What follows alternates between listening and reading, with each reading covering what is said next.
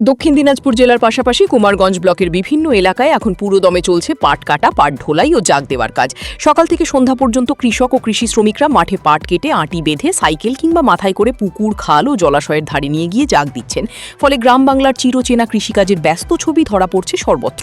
চাষিদের দাবি, চলতি বছরে অনিয়মিত বৃষ্টিপাত ও প্রতিকূল আবহাওয়ার কারণে অনেক ক্ষেত্রেই পাটের ফলন আশানুরূপ হয়নি।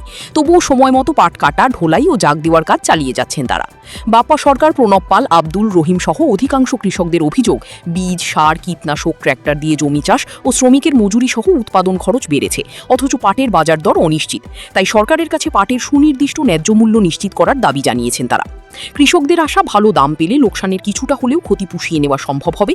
আগামী দিনে পাট চাষে আগ্রহ বজায় থাকবে এবং জুট মিলগুলিও পর্যাপ্ত পরিমাণে পাটের যোগান পাবে। আচ্ছা, এবছর পাটের ফলন কেমন হয়েছে? পাটের ফলন এবার খুব একটা ভালো হয়নি, তবে অন্য বছরের তুলনায় একটু জল বর্ষা তো খুব ভালো হয়নি। আশা করা যায় চলে যাবে আর কি। আচ্ছা, বর্তমানে যে বাজার দর মানে পাটের, এটা নিয়ে কি আপনি কতটা সন্তুষ্ট? আমরা যত বেশি পাই তত পালে আমাদের খুব ভালো হয়। সরকার যদি দেয়, আমাদের পাট তো খাওয়া যায় না। আচ্ছা, পাট চাষ করতে গিয়ে মানে কৃষকদের কি কি সমস্যার মুখে পড়তে হচ্ছে আর কি? সমস্যা আমাদের হচ্ছে যে পাট বীজটা যদি আমরা পাই সুবিধা মতো, তারপর জলটা যদি পাই, তাহলে আমাদের একটু কৃষকদের খুব ভালো হয়। আচ্ছা, আপনার মতে পাট চাষিদের সুবিধার জন্য সরকারের কি ব্যবস্থা নেওয়া উচিত?